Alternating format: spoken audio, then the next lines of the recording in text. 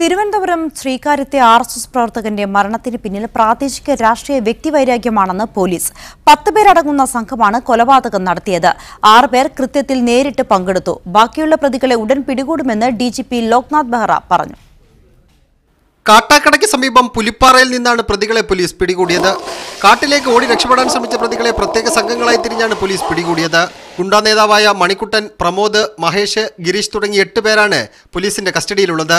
10 പേരടങ്ങുന്ന സംഘമാണ് കൊലപാതകത്തിന് പിന്നിലെന്ന് പോലീസ് അറിയിച്ചു. കൊലപാതകത്തിന് സഹായം ചെയ്ത 2 പേരെ കൂടി ഇനി പിടികൂടാനുണ്ട്. AR ക്യാമ്പിലെത്തിച്ച പ്രതികളെ IG മനോജ് എബ്രഹാമിന്റെ നേതൃത്വത്തിൽ ചോദ്യം ചെയ്തു. പ്രാദേശിക തലത്തിലുണ്ടായ രാഷ്ട്രീയ വ്യക്തിവൈരാഗ്യമാണ് കൊലപാതകത്തിന് കാരണമെന്നാണ് പോലീസിന്റെ നിഗമനം. തമിഴിലെ എന്താ പ്രശ്നങ്ങളോ 2-3 വർഷമായിട്ട് നടക്കുന്നുണ്ടോ?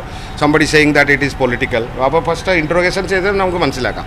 കല്ലാമ്പം ഇന്ദിരാനഗറിന് സമീപത്തുള്ള വീട്ടിലൊളിപ്പിച്ച പ്രതികളുടെ 3 ബൈക്കുകൾ പോലീസ് കസ്റ്റഡിയിലെടുത്തിട്ടുണ്ട്. സംഭവത്തിന് പിന്നിൽ CPIM ആണെന്നാണ് BJPയുടെ ആരോപണം. കൊല്ലപ്പെട്ട രാജേഷും പ്രതി മണിക്കുട്ടനും ശ്രീകാര്യം കരിമ്പൂക്കോണം മേഖലയിലുള്ളവരാണ്.